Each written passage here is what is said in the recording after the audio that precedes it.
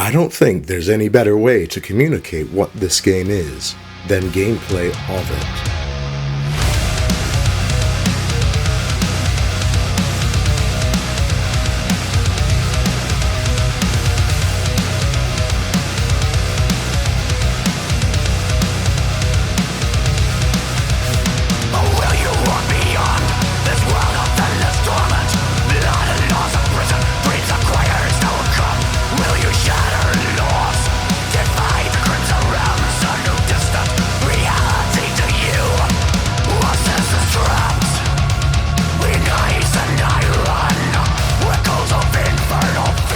Metal Hellsinger is a rhythm FPS, where being on beat makes you do better, and makes the music better too.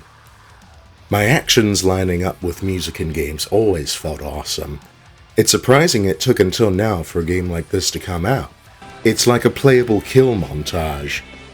Well, there was bullets per minute, which looks very similar, but for some reason I didn't hear of it. And since this is a music game, we're gonna... There, just a little.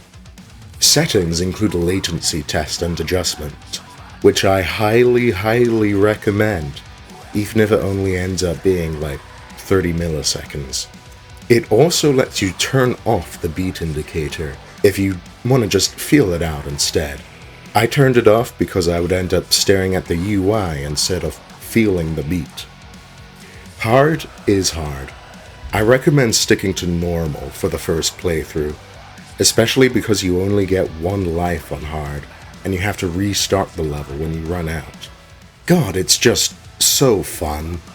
The combination of action-packed combat and being rewarded for staying on beat is just a perfect combination of firing off neurons in my head. Staying on beat is both a reward and a limit. You can't shoot right as you get out of a dash, or if there are enemies right in your face. You have to stay true to the doctrine of the beat. After seeing the cutscene after level 1, I thought, oh no, this isn't the only boss, is it? Sort of. They all use practically the same model, but their attacks are different. It makes unique experiences, but still, it's the same enemy over and over. After you beat a level, bonus stages unlock where you can get, like, bonus sigils. They use the same song as the level you just played, which might cause it to get stale, but these sigil stages are so short, there's not too much risk of it happening. These stages can get really frustrating, even more so that you need to go through a loading screen each time you start. You'll also be saddled with weapons you might not like. Some bosses can bug out and softlock you, though this very well might be a "it didn't happen on my system" kind of bug. The music is dynamic. As your score multiplier increases, so do the instruments you hear, including vocals when at max multiplier.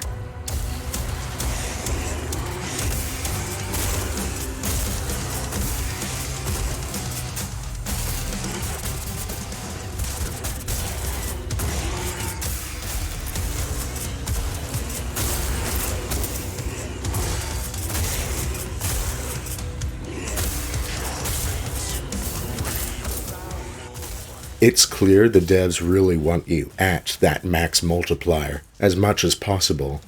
And they're right. That's when the game is the coolest. There's power-ups and breakable objects everywhere to get that multiplier up quick.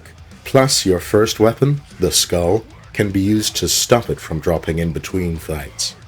I like the decision to not put music in the loadout section. It feels like the calm before the storm. Gives you breathing room to think.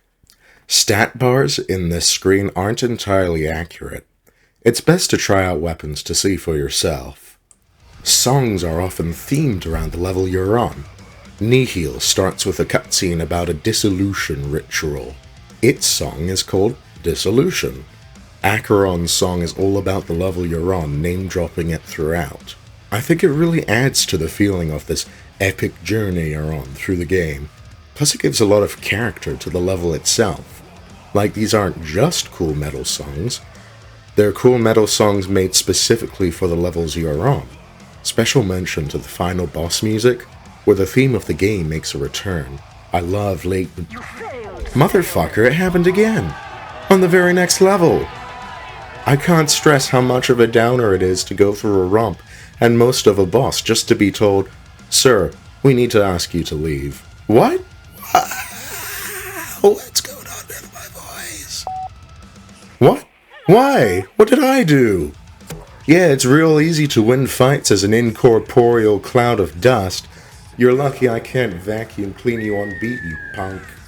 Okay, I think I figured it out. It stopped happening when I dropped down to capped 60 FPS. But there were still some crashes that kept happening, though. Oh, it can't be overstated just how sick this game is. Like, I had to take breaks and play Deep Rock Galactic, it was such a rush. Full on, oh lordy, I'm getting the vapors type shit. There's a high score system. It doesn't say exactly how many people are competing, so if it says you got the top 5,000 spot, you don't know how good or bad that is. I did get some pretty good ranks if I can toot my own horn.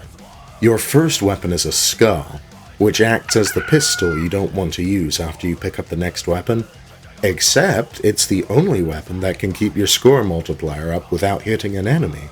He's also a character. He narrates your journey going, "Get along now, we got some demons to wrestle. My bone spurs are jingling and I'm jingling in. Quicker than a Texan two-step, nothing rooted. Jimmy Christmas, y'all wrestling off them sick." The story is, you kill demons, get to it. Some of the enemies aren't too fun.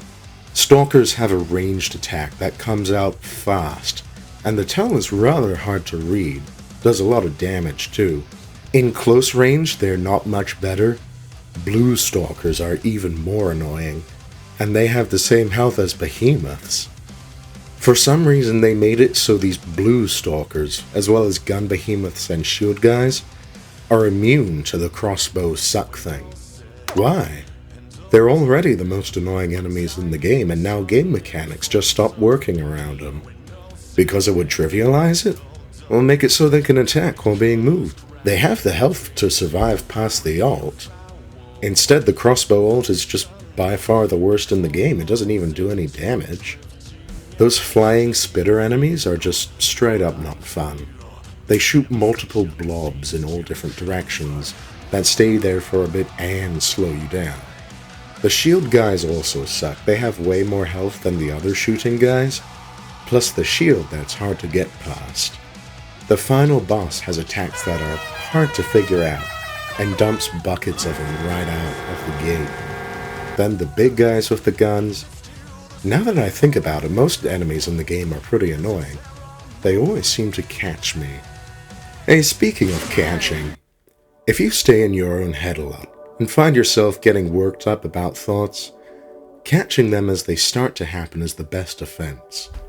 Now that's easy to say, but what does that mean? Try to realize when you're feeling a certain way, like anxious, depressed, or paranoid. Then ponder, why am I feeling this way? Is it because of an unrealistic thought? I don't mean like it's been a stressful day. You're allowed to feel like shit on a shit day. I'm talking about thoughts of the past, imagining potential future scenarios, or assuming people's intent or thoughts. These are unrealistic because you can't change the past, you can't predict the future, and you can't read minds. So, what do? Sometimes, when people realize these thoughts aren't great, they say to themselves, "Stop thinking about it." Well, here's how that turns out. Don't think about bees.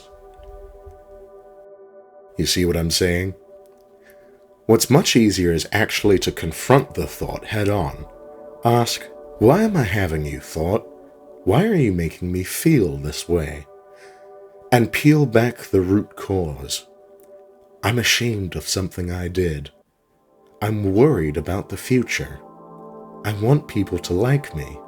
See? There's nothing wrong with what you're thinking. The issue is identifying the truth and how to resolve those feelings. In our techniques, we want to focus on two things: you and the present. Can't change the past, you can only learn from it.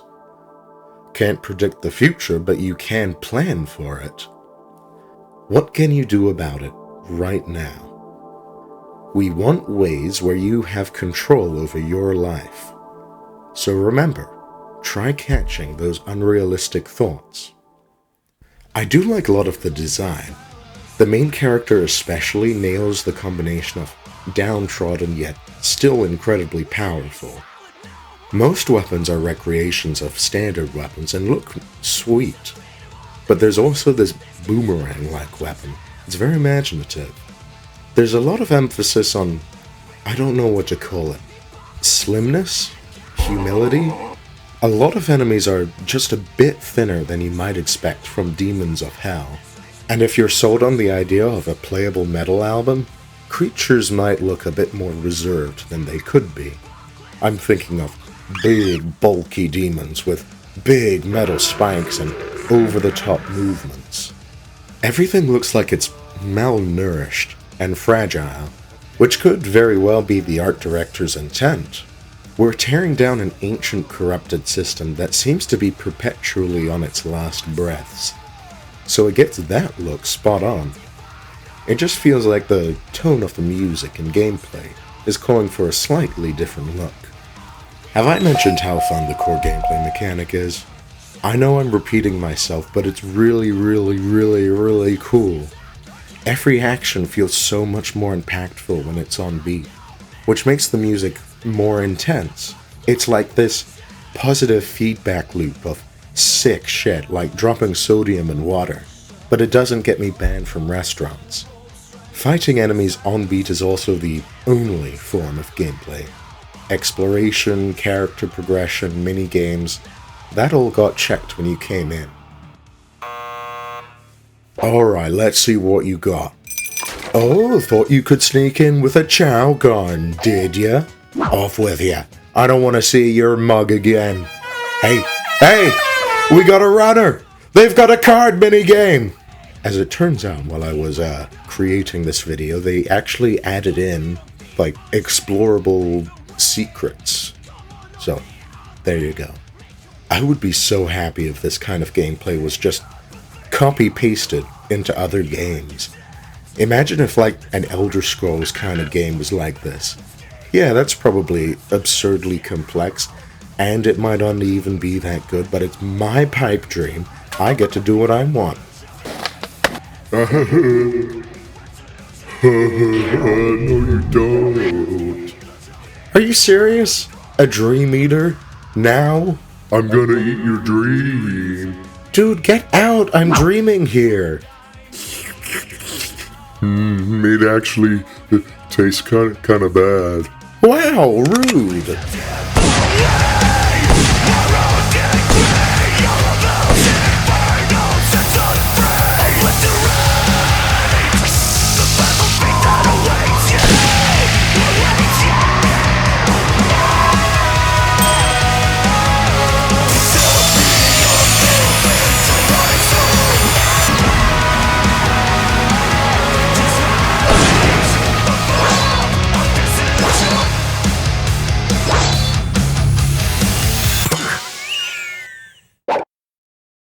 Oh, great job.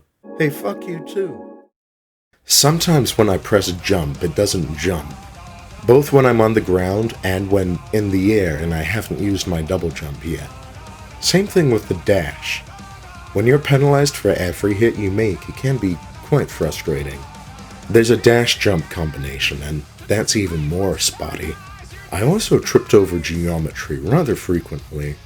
Hard is a real challenge. It just increases enemy health and, I think, damage? I'm not quite sure though. It exacerbates the few issues there are with the game. Lots of enemies and encounters turn into damage sponges, so the challenge is more about surviving and not taking damage. Forget getting a good score, just beating the level took everything I could.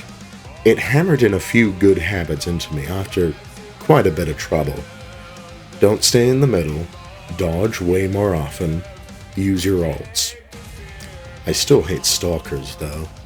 Getting whittled down by enemies with absurd health is an awful end to a run. Even more so when you're sent all the way back to the start. Hard mode quickly wore out its welcome, and even worsened my feelings for the game. But don't get me wrong, Metal Hellsinger is a sick game with a sick mechanic with a sick soundtrack. It's just not polished too well. Which for the second ever rhythm FPS is pretty good. On the cool scale, it gets a sick.